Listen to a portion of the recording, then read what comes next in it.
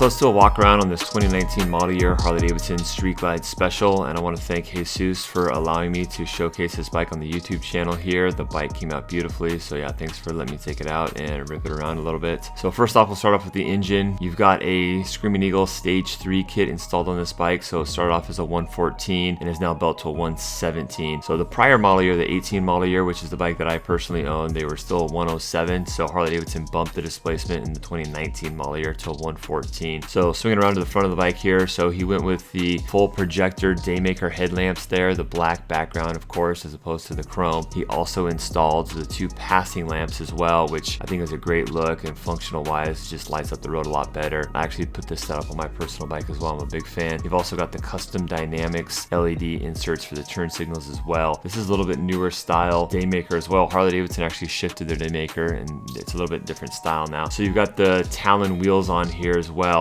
They actually changed the wheel style to what they call Prodigy wheel now. Let me know in the comments below what you guys prefer, the Talon wheel or the Prodigy wheel. They're both 19-inch front wheels, by the way. So another thing that's kind of cool that not very many people do is he went to the lower leg fairings on here. So these are purchased right out of the catalog and painted at the factory, and he put those on there in part to house the Stage 2 boom audio speakers in the lowers there. So it's very similar to what you used to get on the CVO Street Glides. Of course, in the 2020 model year, they actually did away with the lowers and you no longer get the speakers in the lower leg fairings. They did have them in the 19 model year though. So in the fairing as well, you've got the boom audio Stage 2 setup as well. So he's got a total of 6 speakers. He also has the speakers in the saddlebag lids and a total of 3 amps. So very similar to the CVO Street Glide stereo system that first debuted, I want to say in the 2014 model year. Yeah, 150 watts per channel, 300 watt amps. So you're running 900 watts here. So he's got the K&N style air filter here. This is the ratchet style.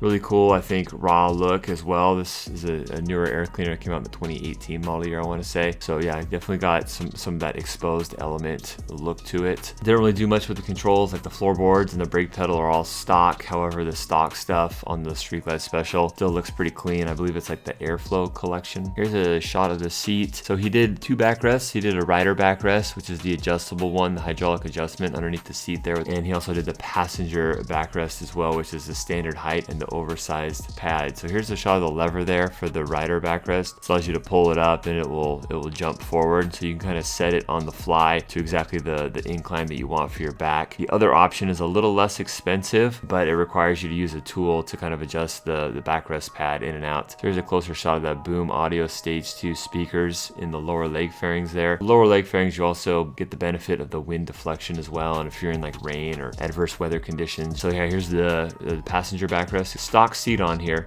but yeah, passenger backrest. This is the standard height sissy bar. There's 2 sissy bars that are available, the shorter one and the taller one. For functional standpoint, I usually always recommend the taller one. It just is a little bit higher on your passenger's back and allows them to lean back and put more weight on that backrest. Something kind of cool, he went with the CVO rear fascia here, so that requires you to change out the rear fender and get those 2 light strips between the fender and the saddlebags as well. He's got Reinhardt mufflers on here. Header pipe is stock, which is kind of the safe way to play it, especially if you're going to do motor work and everything. We've had just a lot of issues since the M8 came out with like true dual or higher flowing header pipes, where a lot of aftermarket manufacturers aren't doing their due diligence in testing these pipes before they put them out to the market, and a lot of times you lose bottom end torque in some of these kits, especially the Stage 4 kit if you're using an aftermarket header pipe. But yeah, really cool rear fascia, basically the same as what you find like on a CVO, but you know, he wanted the real simplistic black paint on here. I get a lot of people that say that they like everything about the CVO except for they just can't get on board with the paint, and over the years I've found that paint is just a very personal thing, and a lot of times when we get bikes on trade that are pre-owned bike that come in that have a really specific paint job, a lot of people, you know,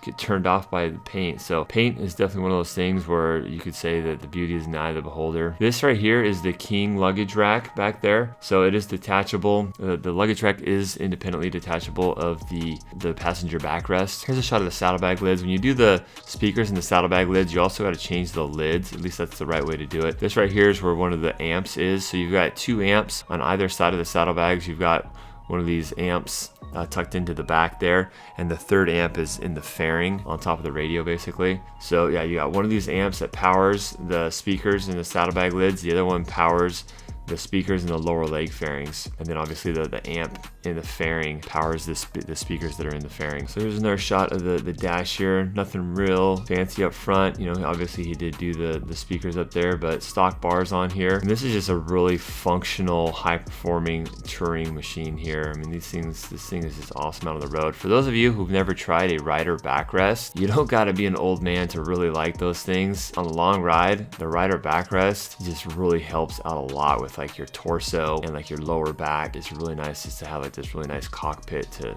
put you in there. So the bike is on accessory mode right now, so you can kind of see that outline trim of the Daymaker headlamp. These Daymakers, I want to say, come out about a year ago. Now they also have the adaptive Daymaker, which has those lights that light up according to your lean angle. This is not that light. Yeah, this is a pretty clean looking bike.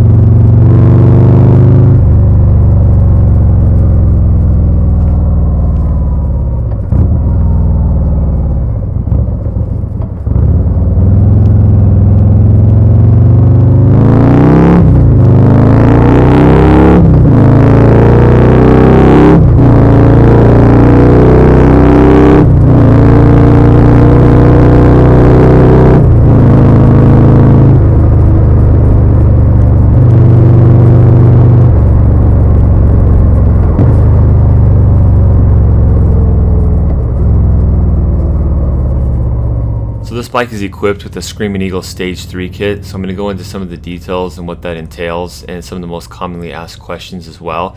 So the biggest thing with the Screamin Eagle Stage 3 kit is it does bump up the displacement. So on a Street Glide Special, this bike in the video has 114 cubic inches from the factory. They started doing 114s on the Street Glide Special starting in the 2019 model year, which this bike's a 2019. And so what this does is it takes it from a 114 to a 117 cubic inch. And if you were to install this kit on a 107, that's going to bump it up to a 114 cubic inch. Harley-Davidson basically claims on a 114 to 117, you're going to increase the power by 24%. The 107 to the 114 is going to increase it to 39%. I'm going to show you guys some power graphs here in just a second. But the biggest misconception I get from a lot of people is they think that if you bump a 114 up to a 117, you're now basically at the equivalent of a CVO from a power perspective, and that just is not the case. There's a lot of things that go on here other than just increasing the displacement. So it's not just about displacement, but what you do with it, right? In addition to the bigger cylinders, you're also changing out to a forged piston. The forged piston also bumps the compression ratio to 11 to 1. Stock is 10.5 to 1. You also have a different cam profile as well, the Screamin Eagle 498 cam, and then you also have a tuner in here as well. It's not included in the parts list here, But then you have things like your valve springs and your high performance tappets, so your lifters.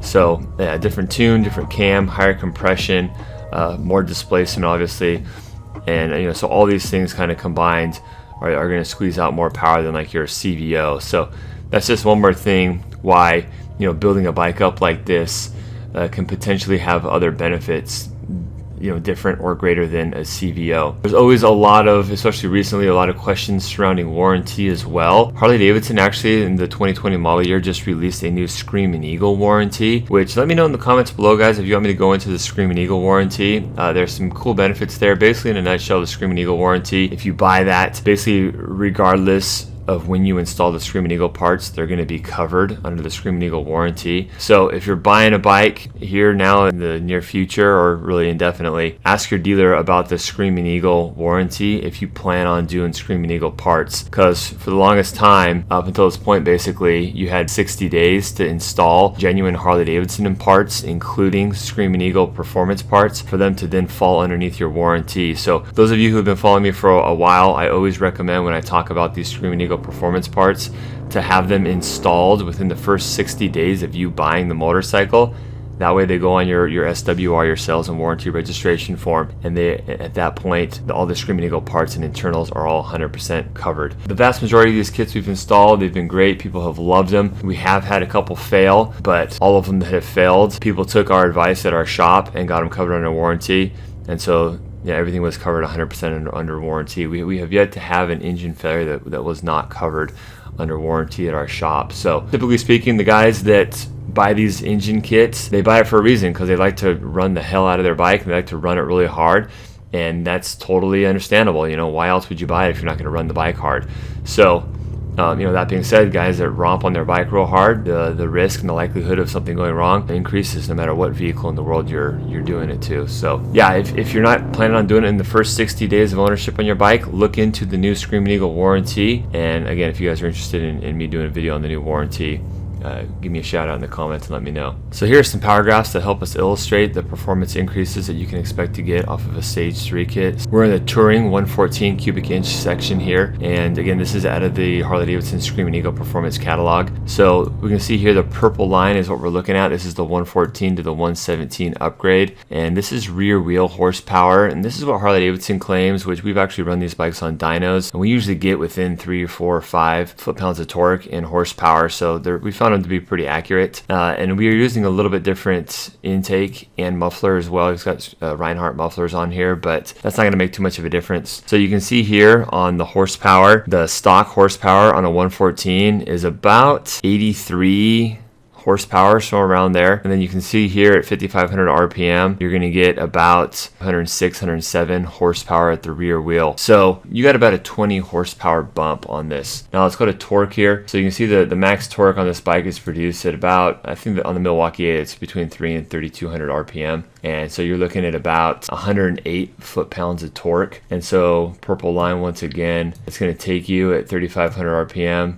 It's going to take you to about 120 foot-pounds of torque. So you're going to gain about 12 foot-pounds of torque. So not bad. And just kind of for comparison's sake here, if you want to look at a stock CVO. So the stock 117 CVO, you can see here stock is the black dotted line. It puts out about 92, 93 horse. So you're looking at about a 10 horsepower increase on the 114 to the 117 upgrade. So once again, you can see there that this is going to outperform the stock CVO. And then you can see here the torque on the CVO. You're looking at about 111, 112 foot-pounds of torque. And once again, the torque on a 114 built to a 117 with the Screamin Eagle kit, you're looking, like I said, about 120. So you got about 8 pounds of torque, 8 foot-pounds of torque greater than the stock CVO. Yeah, not huge, but it's definitely an increase. So a lot of guys have the misconception that all 114 Harley-Davidsons are the same, when that's just not true. A belt 114 or a belt 117 is going to be significantly more powerful than a bike that is shipped from the factory with that designated displacement on it. The other most commonly asked question I get in regards to the Stage performance kits is the difference between the Stage 3 and the Stage 4. A lot of people automatically assume, since the Stage 4 is a bigger number, that it's the better kit and it's going to be more power, which is true, but at what sacrifice or what compromise to get that power? So the Stage 4, you basically add the heads. It's a higher flowing CNC ported head on here, and you also get the larger throttle body as well. Those are kind of the key components. There's also a couple others like the fuel injectors and stuff that you get in this, but really this kit is made to just flow faster and run at a higher RPM. And speaking of higher RPM, really what people don't understand, especially people that are used to the Harley-Davidson like cruiser world, is being able to access that power. We're pretty spoiled on Harley-Davidsons where you always have access to the power really at any given point in the RPM spectrum. However, if you get the Stage 4 kit, really the meat and potatoes of that power doesn't even start to come on until about 4,000 RPM, which I know a lot of riders that don't even get above 4,000 RPM ever. In fact, I rarely will get up to 5,000 RPM or beyond. We're on a Stage 4. That's going to be pretty common that people are running these things up to 5,000 RPM, and if they're really getting on it, up to 6,000 RPM. So a little bit harder to access power. However, you do put up higher horsepower figures on this kit, but it just requires you to downshift a little bit more and be a little bit more proactive when you're shifting your gears to access that power. Because of this, we kind of have this small little interview when we talk to people about getting Stage kits, where we really want to make sure that this kit is right for you. In comparison to the Stage 3, what we have found is that most Harley-Davidson riders prefer the power delivery of a Stage 3, just for those reasons that I already mentioned. It's a little bit more accessible. We do have some customers though that are coming off of sport bikes and stuff that are used to being a little bit more proactive in downshifting and a little bit better, and are okay with having to manage the needle a little bit more. And so guys like that, and there's a lot of guys that just like to rev these things out and rev it to red line. If you're one of those guys, and the Stage 4 is probably a better option for you. The total package on this bike was just really fun though. A combination of the Stage 3 kit with all the power this thing puts out, and the stereo system. This thing is just a wall of sound with 6 speakers. It sounds awesome. And you got the backrest for the rider as well. I mean, this thing, I could have ridden this thing all day and been happy. So yeah, it's just a really cool bike. So yeah, thanks again to Jesus for letting me ride this thing. And if you guys have any questions, as always, feel free to leave them in the comments below. And take care. I'll see you next time. Bye bye.